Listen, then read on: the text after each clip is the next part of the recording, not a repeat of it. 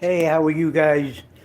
My name is Russell Miller, aka Sal T. Felice. I'm just checking in, saying hello. I just watched. I'm no. I just watched this weird video about that Kasparosa made, saying about people. I was waiting for him to tell us who he was talking about, and he didn't. And I was so pissed. I'm just like, I just wasted a half hour watching it. But a few things I'm going to touch on today. I have stayed out of most, all of the latest YouTube drama. But I'm definitely going to touch. I did touch yesterday on Jeff Nadeau. I said my piece. But today, Dom Sicali is it true that Dom Sicali did a score basically on all his fans, or whatever you call us people that go to chats? I'm so confused, uh, you know, because I kind of watched the show and then he kind of ran out of content and I stopped watching, and I never in a million years thought of sending him money for this. I don't even like Bitcoin. I heard the CIA invented it, so I'm definitely not into some kosher nostra fucking coin. Like, I mean, you got to be really nuts and really, you got to really want to fucking make money. I give props to anyone who had the balls to invest in it. I'm not going to sit here and call you stupid like everyone else probably is and shit. I actually give you props because to invest in that and let him fool you like that, you know what? Maybe if I was in a position and I knew him like that and watched his show like that and was in his chat like that, um, maybe, I would fucking, maybe I would, I don't know. I don't know if there's any way I would ever do it, but I'm not saying I'm smarter than anybody that did it. Um, I just want people asked me a few things, and I just wanted to come on and address them. Um, I'm pretty much stuck in because I can't shovel snow. Some of you know I have heart failure. I have a defibrillator and a pacemaker in my heart, and these days it's connected via my Bluetooth, and it's very crazy, the technology. And there's nothing they could do for it but give me a transplant. And just so you know, the name of it, if you want to fact check what I'm about to tell you, the name of my particular version of heart failure is called cardiomyopathy. The number one cause of death for cardiomyopathy is shoveling snow. And it really sucks because, I have a lot of shit to shovel back here where I live, and I was kind of in the mood, man. I've been such a fucking vegetable junkie loser lately that now that I'm in recovery and stuff, I was kind of in the mood to go. Hey, what's up, man? Um, what's up, ABC? ABC? I was kind of in the mood to go fucking shoveling, even down my block. If I went shoveling, these people would all pay me fucking $80, and usually I'm the one that would pay someone. I think I just did a show where I said if I please them, and that's still the case because I literally can't shovel. And I know people, my friends, bust my balls that I'm making an excuse. It's embarrassing when people see like my wife doing certain things that guys do, walking through a store carrying a box or something.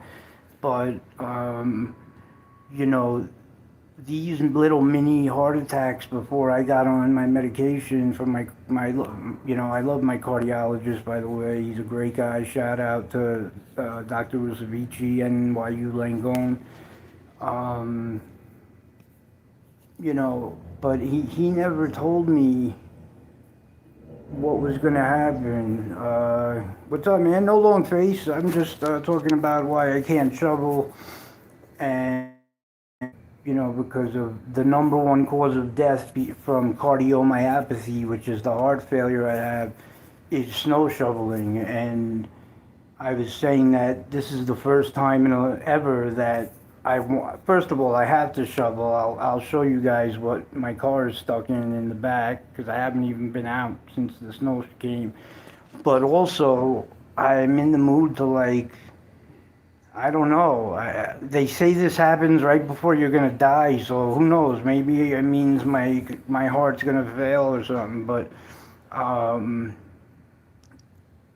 I'm kind of in the mood like a kid. Like I want to go shovel. I'll charge people $100. I'll shovel the fucking cars out and all that. I mean, people still haven't shoveled. Anyone who doesn't have a day job, which is kind of a lot of people these days where I live, they're fucking bugging. They're just chilling. And anyway, so yeah, so I wanted to touch base on Dom Sicali. I mean, I watched him. I stayed out of it. I minded my business. I never brought it up. I was definitely nervous for the people that invested a lot of money or the last of their money. People are saying I put 10,000 in, and I don't know how much this guy made, but what's funny is now he got so fed up with defending himself because he thought he got ahead of it and came out and was a man about it and took accountability. He thought that was going to be good enough and everyone was going to be okay. You bullshitted us from, I don't know what he thought, but usually you could do stuff like that. Like I could have a mental breakdown and say some horrible things to people and then apologize and take accountability and I might be forgiven. Like that's happened on here many times with some of my favorite people on here and the people I have the most respect for on here, MobTube when I say on here. And uh, this what's it called?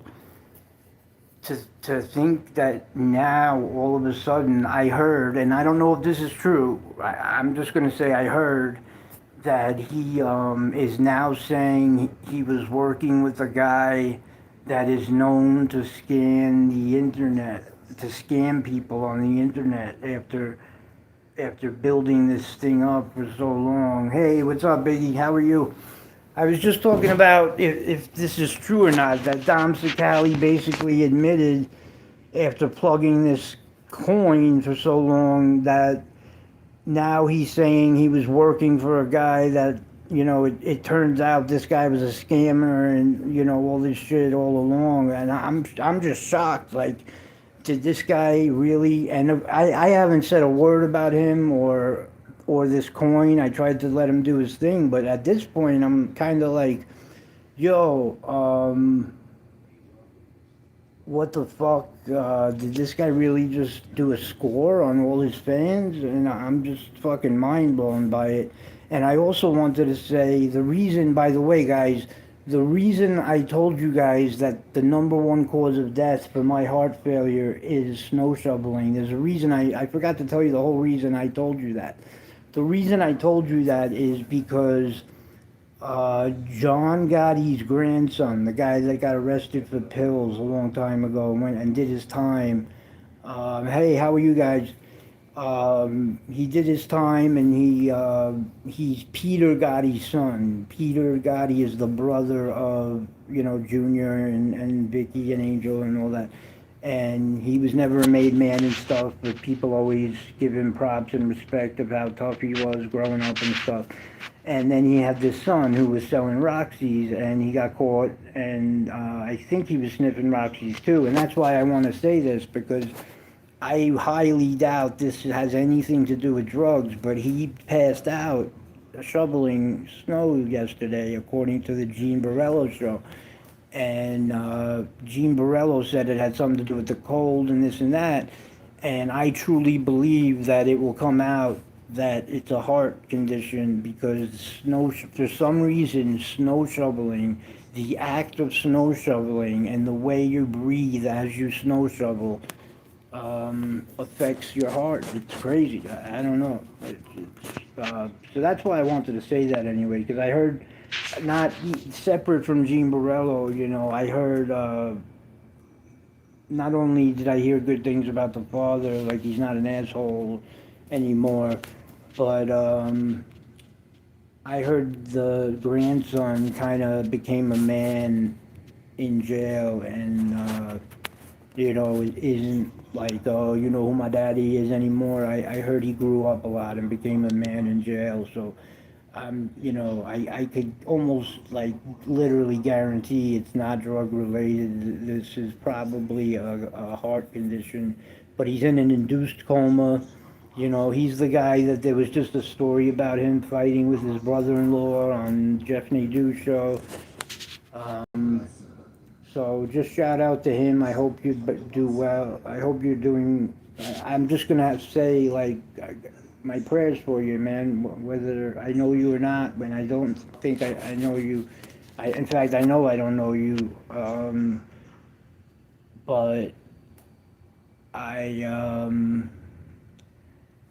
the whole family and everything. I just give a shout out to because this kid he got clean. He did his time. He lived the life with the last. In that he lived in the house of John Gotti in that little house in Howard Beach that you used to see them walk out of. I mean, that's where he literally lives. And it must have been hard to stay out of trouble in the game, growing up over there. So I wouldn't hate on him for selling 100 packs of Roxys or whatever he was doing, and maybe sniffing a couple of Roxys here and there. Who knows? But this incident, I could almost guarantee. If I knew him, I would guarantee it. But I don't know him. Who am I to say anything? But I think it's going to come out that he, unfortunately, is going to have heart issues like me. I don't wish that on my worst enemy, obviously, but it's just that's life. Don't know what else to talk about. Someone asked me my favorite movie. Um, my whole life, it was Goodfellas, and I didn't think it was ever going to change. But then a few years ago, another Scorsese movie came out and blew it away. And that's be- just because of personal reasons and the life I lived and related more to it. I'm not a mafia guy, but I could relate to this other movie a little bit more. Um, so it knocked Goodfellas. Nothing came close to knocking Goodfellas off the number one spot growing up in the '90s through the 2000s. Casino, Godfather, none of them came close. Even though I loved Casino, and Godfather, Scarface, all them, but none of them came close to Goodfellas. And the love I had for Goodfellas. I could have watched Goodfellas 100 times a day, and you know, then The Wolf of Wall Street came out, another Scorsese flick, about I forget his name, Jordan whatever, and Jordan what the fuck is Jordan Belfort, and this guy was a legend since I was cold calling fucking, off the Dun and Bradstreet sheets, literally cold calling for 200 a week. Um, I remember I had this crazy German boss named Brian Chance. I wonder if he's out there or alive, but I mean, you want to talk about crazy. This guy was fucking. I used to tell my friends, no, I officially know the craziest guy. Like, and my friends all think they're crazy, and they are crazy, but they're like, no way, blah blah blah. And I'm just like, guys, you come to my office for one day, and it's a madhouse. It was called Trident Partners out in Jericho. Shout out to anyone who, I'm sure they all ended up in jail at one point. Hey Shane Kenny, how are you? Appreciate you on the show. Nice to meet a lot of you. I don't know a lot of you on here right now, and I really appreciate you. I'm just a recovering addict, bullshit, and that's what the show is about. I touch base on a little mob tube stuff. I have some friends in that community. I talk about books, and the reason, by the way, if people also ask why I've been going on this history rant about politics and the Nixon administration and the Bay of Pigs invasion. The reason I went into all that is A, I'm not going to get into the whole argument about the Epstein files. I'm just not doing it. It's uh, you know, I would have to close my blinds, lock my door, and shut my phone off for 2 weeks and have the files to even comprehend what's true and what's not true and who's fucking who knows what's what. So I'm not even addressing any of that. I'm talking about American modern history mixed with so basically I'm taking 4 classes this semester. That's the minimum you have to take. Um, and usually they're diverse. You know, I'll have a math class, an English class, American history type class, or Western history. This semester, for some reason, I'm taking one class called Deep Dive into the Holocaust, which is crazy. The textbook alone is amazing. I started reading it on my own without even getting assigned homework yet. It's crazy that, like, what it's really about, like, a lot of Hitler's top generals, you know, turning on him at the end, and you know, really dissecting what Mein Kampf, or that book, was really all about, and some of his. There was something called the final solution, and you know, there was a lot of dispute of what that meant, and at the end of the day, it meant the extermination of all Jewish people, but people are trying to say that, you know, the Jews are, yeah,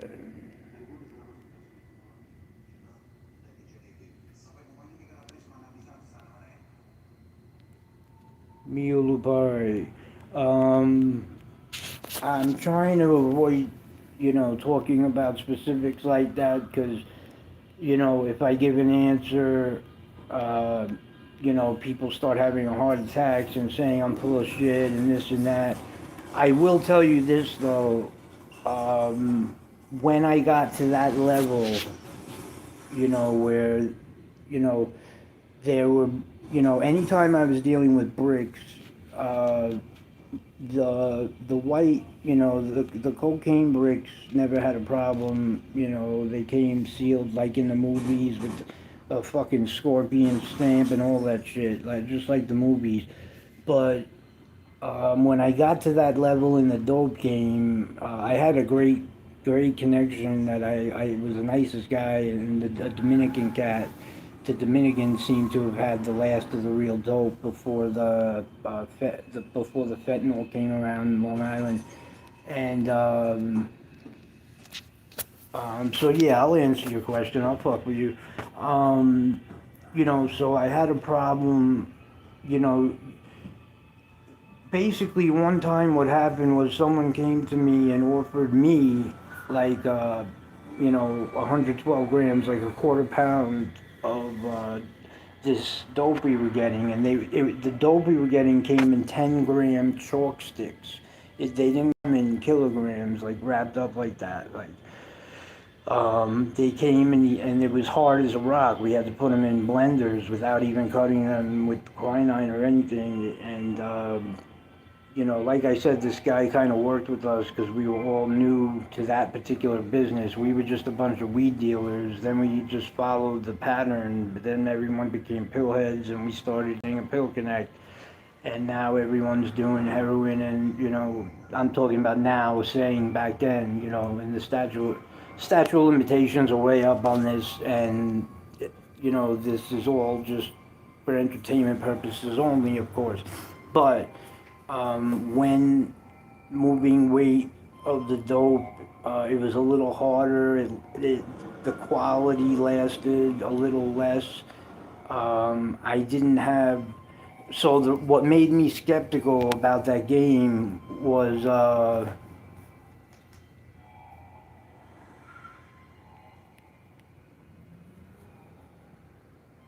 we break down A's, 125 was the lowest. Yeah. So are you saying 125 grams? Oh, eighths, like 8 balls. Okay, I get it. If you get what you want. Yeah, no, I understand. That's cool. So yeah, so I'm gonna, like I'll say, I tried to go big time at one point. I was all in, because my boy had a lot of money and was fronting it. So when we did, we noticed, we a kid came up to me, like I was gonna say, and said, "I have a quarter pound of, sick dope for you in my car. We'll do it for this price," whatever it was. Now, I know for a fact one of the guys I was partnered with and basically worked for me, and the guy that laid out the money with me, um, sold it to this person for a lot more money. So you have to wonder how much it was cut. Like, how are you selling me something for five? Let's say I'm just gonna make up a number. I don't remember, but like I think we were selling ounces for 2,500 of dope that we didn't even cut. We just got them, and I forgot what we paid even, but um, but then we made $100 point four. We made point four $100 bags and sold them. Retail is always the way to go. I learned that from my mentor that taught me how to grow weed. 125 grams, a big eight. Okay, so yeah, so okay, so now we're talking. So you were, where are you? East Coast, West Coast? I don't know where you're at, but how did you? Basically, the problem I had, and not with really the coke, but the dope really more, and I had to test it myself. But especially back in those days, I had trouble testing. I mean, the coke, I would cook the best I could do to really tell how good it was to cook it and see how much cut came out of it and how much weight it lost after I turned it into crack. But, I always wished I had those purifications because don't get me wrong, I've gotten good batches. Like I said, these Dominican cats with the dope were awesome. And, I had some friends, they were called, I had a lot of friends that moved to California for Humboldt County and all that stuff, sending us weed since the 90s. And then when we asked them to, they sent us the purest coke I ever got was still like moist, and you couldn't sniff it. You had to put it inside a dollar bill and light it with a lighter so you could actually sniff it and not get jammed up, and stuffed up your nose. And that was, I guess, a way they wanted to prove to me it was pure, like real, I don't know, straight from wherever. But, that's what got me into it. When I was in high school, my best friend's older brother went to San Diego University, and he immediately somehow got hooked up with these Mexican dudes, and that's where the coke came from. He wasn't a cartel dude. He was with a group called the Northerners, and they were getting like killed by the cartel, and so they ended up getting out of the business. And then I was just, buying fucking, bullshit fucking. I ended up buying 112 grams at a time, quarter pounds or the two what was the kilo the kilos were either 1,000 grams or 2.2 pounds. I forget which which way they went. Some people do a flat 1,000 grams, and some people do exactly 2.2 pounds, and I think they're a little off gram wise, like so. This is going back, but that's why I say mid-level. I tried to go high level, but I also got arrested in the middle of all this. I got a B felony twice actually. I got two separate sale charges, two separate times. One time I sold Vicodin into a friend, and he wasn't wearing a wire or anything. They just were watching my house. They pulled him over and they got him to sign a statement over four fucking biking. And I'm sitting here dealing. I had over 25 pounds in my basement at the time, heat sealed, right? Right from uh, right from Humboldt County, and these guys busted me on a beef felony for 4 Vicodins for a friend. I told him, why didn't you? I told him, I still spoke to him and forgave him when he ratted me out. I said, why didn't you fucking just eat them, bro? When I was addicted to those pills, I ate them like Tic Tacs, formerly Brooklyn, so the only coke and weed. We would cook a gram off the brick with point 0.2 of baking soda. It always came back at point 0.9 grams, 1,000 grams a kilogram. Okay, so exactly, that's the only measurement I had to do. And because I sniffed so much shitty coke back in the bartending days, my nose I can't sniff coke anymore. I don't know if you could hear how nasally I am. So I had no choice but to switch to crack if I wanted to do coke. So I happen to know how to cook. And none of the people that I got in the game with knew how to cook, and I just used common sense and said, you know what, um, all I'm doing when I'm cooking with the baking soda and a little. I would take an ice cube and I would take a spoon, like a spoon, put a little bit on, put a little baking soda, light it, and then I would drop I would take an ice cube and I would like hold it over it and drop a few scoops in, and then it would start to coagulate, and however much came back, like you said, exactly. I'm basically just trying to explain what you said. This message is held for review. Um, Can you please piss in my mouth? Yeah, sure, I could piss in your mouth, Connor Smith. You're cool. But yeah, that's exactly mid Lupare. Yeah, that's how you know, like, you're real, like, that you really been through it, because that's exactly basically what I'm trying to word that I did. I basically cooked it, and whatever came back, you know, we would basically see how good it was. Um, I remember, I mean, yeah, I'm gonna leave it at that unless you have other questions. But I liked retailing better, especially in the weed game when you know the guy started sending me Mexican brickweed with the stems and the seeds and shit for real cheap, and it was horrible though. And then all of a sudden, someone that I knew in my neighborhood started bringing around stuff he was calling hydro, and um, he's like, "Yo, I was paying 500 a pound," and he tells me, "Now you're gonna pay 5,000 a pound." This is in 1997.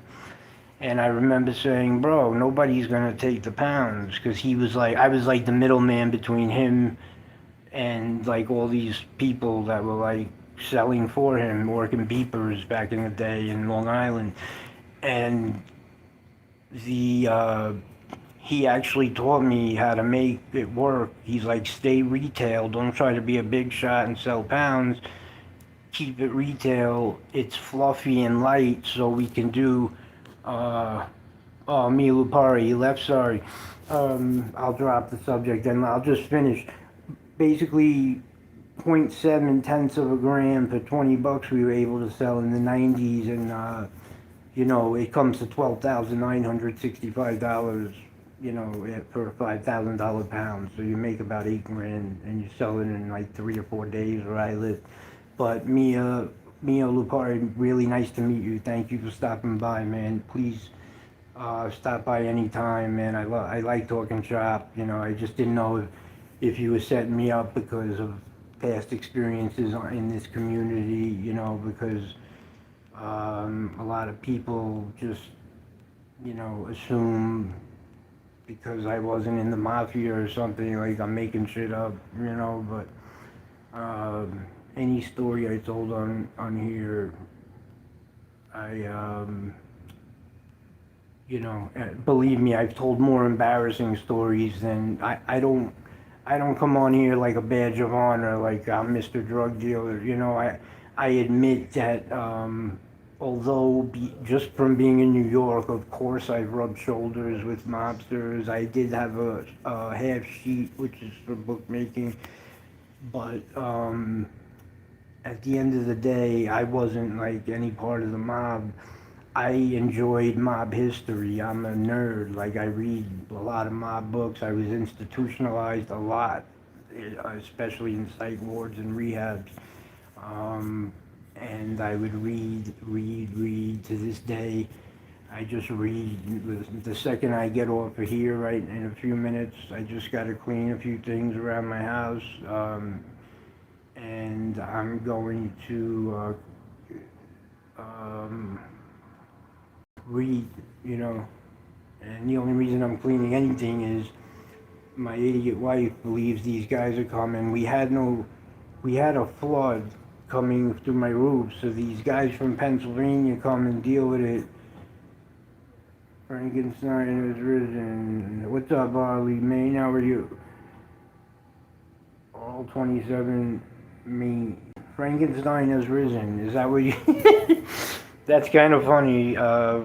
Somebody back a long time ago from my past, he used to make fun of the way I stood, and I was very doofy and kind of lanky, and um, so you saying Frankenstein has risen makes me laugh. Thank you.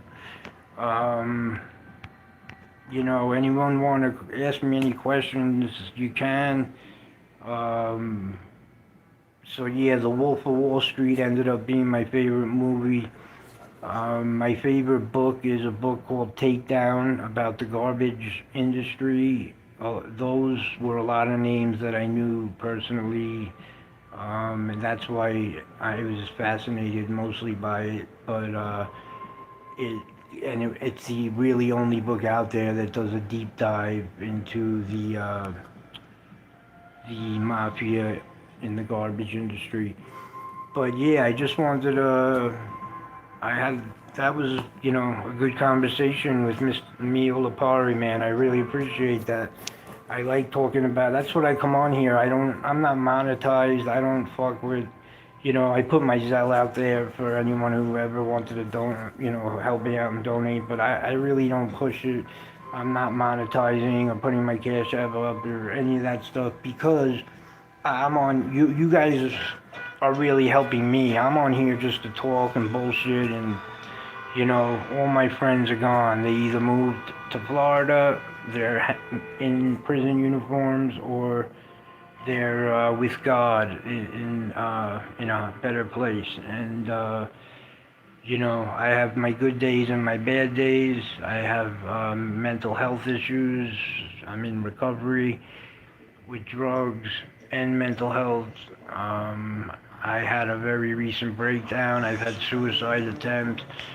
Um, so, you guys really help me more than, I don't really deserve money, I feel.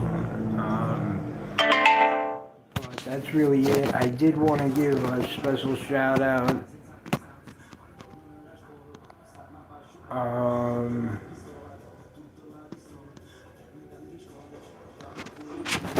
I did want to give a shout out to Gunsmoke the Non and Common Sense and Howie. I always like to shout them out. Howie and Common Sense specifically saved my life, and I heard Howie has an infection in his mouth right now. If you look at my mouth, I can relate. I used to have to pull my own teeth out. I was in so much pain, and I drained my own abscesses, which is very painful and infectious. So, I know everybody's probably saying to Common, they know what he's going through, but I actually know what you're going through, like, if it's bad, trust me. Um, so I just wanted to send my prayers your way. I just saw Frank Fiorellino's show, which was a great show, by the way, as always.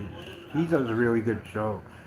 I haven't found, Jeff Nadeau lost me after the Ruggiano thing. Dom Cicali, I'm really interested to see how this plays out. And who else a show? I like James Proctor, but I don't like shorts. I like settling down to watch like a good, like I like the original Gangster show, but so many people are putting it in my head that they're questioning Scott Bernstein's credibility, and he makes up sources and stories. And I don't know what to believe, so I still watch it because he does a lot of Canada shit, and I'm into that. He does a lot of biker shit, and I love Detroit shit too. I really, if there's any mobsters I want to see a book about, or oh, by the way, there's one brand new book that just came out like maybe 3 days ago, and it's about the guy who invented the Winter Hill Gang that James Bulger ended up taking over, Whitey Bulger. It's about the guy who had so much respect, even from Whitey, um, that nobody's ever really talked about him. Like they let him die in peace. He had a lot of respect in the Southie area, supposedly. And I'm getting into this book. I've seen him. I've read so many books about that area because those Southie dudes are like my idol because they are all into like bank robbing and robbing armored trucks. They don't even waste their time like weighing fucking dime bags and shit. They just fucking go out and fucking rob shit, and I respect that. And or I did, when I was a kid. But I've read a lot. I've seen his name mentioned in some books, and I noticed his name was mentioned with respect in some of those books. And all of a sudden, um, two people actually at the same time came out with books about him. And and that's it. I see this chat's about gone. Thank you all, man. Again, Neil Lapari, thank you. Uh, Anybody still here, thank you very much. Shout out to Michael Mormile. Sorry I missed you today. Boogeyman, shout out. Um, and I do have something else to talk about, but I'm gonna do a video and post it so I can get some views on that because I want an answer from somebody about something, and no beef or anything, no drama.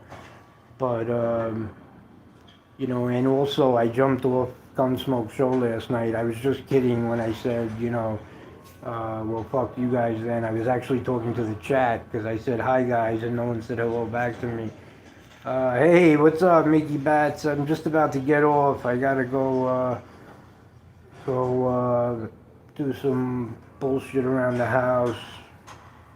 I gotta put plywood up because I didn't have a temper and break anything this time. There was a leak in the roof, and the guys were all the way from Pennsylvania, left a hole in it, and they said we can't patch it up until it rains or something, or so we're not gonna, we bought the sheetrock, but we can't fix it. So, you know, I told my wife, they're never coming back. I mean, their boss will punch them in the face if they try to tell them they're gonna come back for one piece of sheetrock to put up. So we have holes all over my ceiling right now. And that's really it, man. Mickey Bats, God bless you, your soul, man. You're a good fucking person, man. Keep taking those showers, man. And I love you all. I love you, Mickey Bats. And you're my boy always. And thank you all. God bless you all. And I'll put up another video later that's not going to be a live. It's going to be something, because I don't seem to get any viewers on the lives. But God bless Mickey Bats. But I'll keep trying, but you know, at least if it saves like a video, I guess it is worth it to do lives maybe. Who the fuck knows? God bless everyone. Mickey Bats, feel better to common sense. And that's really it. All right. Thank you all. Love you all. God bless.